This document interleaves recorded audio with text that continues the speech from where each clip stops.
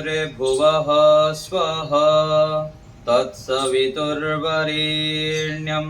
भर्गो देवस्य धीमहि धियो यो नः प्रचोदयात्।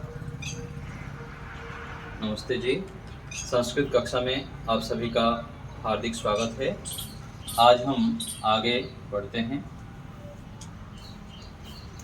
शब्दावली देखते हैं। प्रथमः, द्वितीयः, तृतीयः, चतुर्थः। प्रथमः पहला, द्वितीयः दूसरा, तृतीयः तीसरा, चतुर्थः चौथा, पंचमः पांचवा, षष्ठः छठा, सप्तमः सातवां, अष्टमः आठवां, नवमः नौवां, दशमः दसवां। उदाहरण देखते हैं। अहम कक्षायां प्रथमः अस्मि, मैं कक्षा में प्रथम हूँ। जैसे संख्यावाचक शब्द बोलते हैं, एकः द्वि त्रीणि, तो यहाँ पर ऐसे नहीं बोल सकते मैं कक्षा में एक हूँ। एक तो नहीं है ना, बहुत सारे हैं। तो प्रथम अर्थात एक व्यक्ति को समझाता है। जैसे मैं क्लास में प्रथम हूँ, द्वितीय हूँ, तृतीय हूँ, जो जितने सारे व्यक्ति हैं उसमें मैं प्रथम हूँ। तो एक दो तीन चार जो बोलते हैं तो उसमें संख्या रूप में गिनती करते हैं। और प्रथम द्वितीय, मैं प्रथम कक्षा में पढ़ता हूँ, प्रथमायाम कक्षायाम पठामि, प्रथम कक्षा में पढ़ता हूँ। तो यहाँ पर ऐसे प्रथम अर्थात पहला, द्वितीय दूसरा, त्वं द्वितीय असि, आप दूसरा हैं, द्वितीय हैं, और वह सह तृतीय अस्ति, वह तृतीय है। ऐसे ही इसको बोलेंगे कक्षायाम रामः चतुर्थः, कक्षा में राम चतुर्थ है, कृष्णः पंचमः पांचवा, देवदत्तः षष्ठः छठा, यज्ञदत्तः सप्तमः, श्यामः अष्टमः, हरिः नवमः, विष्णुः च, और विष्णु दशम हैं। तो ये इस प्रकार प्रथमः द्वितीयः तृतीयः को समझेंगे। आगे है शब्दावली के अंतर्गत बाणः, बाण सिप धातु है फेंकने अर्थ में, मुंज धातु है छोड़ना अर्थ में, और विश्वसिति विश्वास करता है, ये धातुएं हैं। नियम 35 देखते हैं, सप्तमी विभक्ति। फेंकना और विश्वास अर्थ वाली धातुओं और शब्दों के साथ सप्तमी विभक्ति होती है। फेंकना और विश्वास अर्थ वाली धातुओं और शब्दों के साथ सप्तमी विभक्ति होती है। जैसे उदाहरण, मृगे बाणम क्षिपति मुंचति वा, मृग पर बाण फेंकता है। मृग को क्या बोलेंगे? मृगः प्रथमा विभक्ति में, सप्तमी विभक्ति लगेगा फेंकने अर्थ में, इसलिए मृगे, मृग पर, मृग में बाण को बाणम क्षिपति फेंकता है। अथवा मुंच धातु का भी यदि प्रयोग करेंगे, वा मतलब अथवा होता है, मुंचति छोड़ता है। तो ये दो वाक्य बन सकता है, मृगे बाणम क्षिपति बना सकते हैं, अथवा मृगे बाणम मुंचति, ये दोनों लगा दिया गया एक वाक्य में ही। कोई भी एक प्रयोग करेंगे, क्षिपति फेंकता है और मुंचति छोड़ता है। आगे है वह धर्म में विश्वास करता है, सह धर्म में विश्वसिति विश्वास करता है। तो विश्वसिति के साथ क्या होता है? विश्वास अर्थ वाले शब्दों और धातुओं के साथ सप्तमी विभक्ति। तो यहाँ पर धर्म में विश्वास करता है। आगे देखते हैं नियम 36। यहाँ देखिए नियम में हो गया 36वां नियम है सत्री प्रत्यय। सत्री प्रत्यय प्रयोग होता है रहा है, रहा था आदि अर्थ को बताने के लिए सत्री प्रत्यय होता है। फिर से देखिए, रहा है, रहा था आदि अर्थ को बताने के लिए सत्री प्रत्यय होता है। और सत्री प्रत्यय का इसका अत शेष रहता है। क्या शेष रहता है? अत। सत्री प्रत्यय में अत शेष रहता है। जैसे पठ धातु का अत शेष रहेगा तो क्या हो जाएगा? पठ और अत मिल के पठत हो गया। लिख धातु का लिख और आगे अत जुड़ जाएगा तो लिखत। गम धातु का गच्छत। क्री धातु का कुर्वत। ऐसे होता है पठत अर्थात पढ़ता हुआ, लिखत लिखता हुआ, गच्छत जाता हुआ और कुर्वत करता हुआ।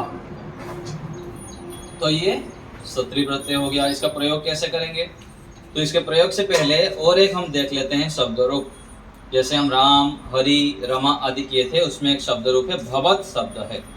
आप, भवत का अर्थ क्या है? आप। ये है तकारांत पुल्लिंग शब्द, तो अंत में है तो तकारांत पुल्लिंग शब्द है। तो इसका प्रथमा द्वितीय विभक्ति का आज देख लेते हैं। भवान, भवन्तौ, भवन्तः, भवन्तं, भवन्तौ, भवतः। ये प्रथमा विभक्ति और द्वितीय विभक्ति में प्रयोग होगा। कैसे करेंगे? भवान, भवन्तौ, भवन्तः, भवन्तं, भवन्तौ, भवतः। ये प्रथमा और द्वितीय में है।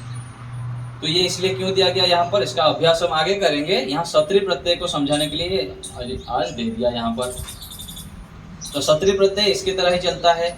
जैसे भवान हुआ यहाँ पर, ऐसे ही पठत शब्द का क्या हो जाएगा? रूप चलेगा तो पठन, पठन्तौ, पठन्तः, पठन्तं, पठन्तौ, पठतः। ऐसे ही लिख धातु का करेंगे तो लिखन, लिखत मूल शब्द है, लेकिन रूप जब चलाएंगे तो लिखत, लिखन्तौ, लिखन्तः, लिखन्तं, लिखन्तौ, लिखतः। ऐसे गम धातु का करेंगे तो गच्छत होता है, और जब विभक्ति में चलाएंगे तो गच्छन, गच्छन्तौ, गच्छन्तः, गच्छन्तं, गच्छन्तौ, गच्छतः। ऐसे ही कुर्वत का चलाएंगे तो कुर्वन्, कुर्वन्तौ, कुर्वन्तः, कुर्वन्तं, कुर्वन्तौ, कुर्वतः। ऐसे चलेगा। तो ऐसे सभी का आप लोग लिख सकते हैं, समझ सकते हैं। आगे वाक्य बनाते हैं। पठन अस्ति, बालकः पठन अस्ति, बालक पढ़ रहा है। जैसे पहले आपको बताया था, बालक पढ़ रहा है, बालकः पठते भी बोल सकते हैं, लेकिन सत्री प्रत्यय का प्रयोग करके जब वाक्य बनाएंगे तो बालकः पठन अस्ति, पढ़ रहा है, क्योंकि यहाँ पर दिया है रहा है, रहा था आदि अर्थ को समझाने के लिए सत्री प्रत्यय आता है। तो बालक पढ़ता है को हम बालकः पठन अस्ति भी बोल सकते हैं, ये सही होगा। लिखन अस्ति, लिख रहा है। खादन अस्ति, खा रहा है। गच्छन अस्ति, जा रहा है। ऐसे हम वाक्य सत्री प्रत्यय में बना सकते हैं। आगे द्वितीय विभक्ति में है ये, लिखन्तं बालकं पश्यतु। लिखन्तं, ये जैसे ना भवन्तं, ऐसे ही लिखन्तं बालकं पश्यतु, ये सत्री प्रत्यय लगा के लिखन्तं, लिखते हुए बालक को देखो। ऐसे ही गच्छन्तं कुक्कुरं पश्य, यहाँ कर्ता लगा नहीं है, यहाँ आप समझ लेंगे त्वम के साथ पश्य प्रयोग होता है। त्वम गच्छन्तं कुक्कुरं पश्य, तुम जाते हुए कुक्कुर को, कुत्ते को देखो। ऐसे ही कार्यं कुर्वन्तं बालकं पृच्छ, कार्य करते हुए, कार्यं कुर्वन्तं, कार्य करते हुए बालक को पूछो। ये हो गया। भवान आप, आगच्छन्तं शिशुं पश्यतु, आते हुए बालक को, शिशु को देखो। तो ये क्या हो गया? आगच्छन्तं शिशुं। आगे है गच्छन्तं सिंहं पश्य, जाते हुए शेर को देखो। तो क्या हो गया? गच्छन्तं सिंहं। ये क्या है? सिंहम द्वितीय विभक्ति है। सिंहम पश्य, सिंह को देखो। जाते हुए शेर को देखो बोलने से क्या कहेंगे? गच्छन्तं सिंहम पश्य।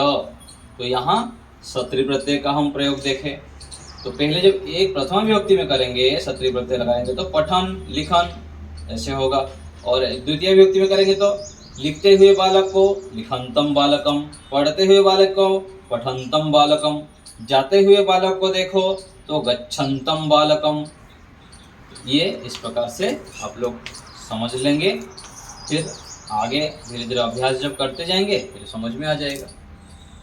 तो आज हम कुछ वाक्य देखे, नया शब्द सप्तमी विभक्ति का भी देखे और सत्री प्रत्यय का भी आज अभ्यास किए।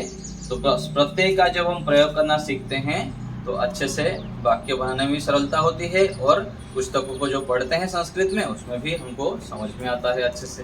तो आज यहीं रखते हैं। ओ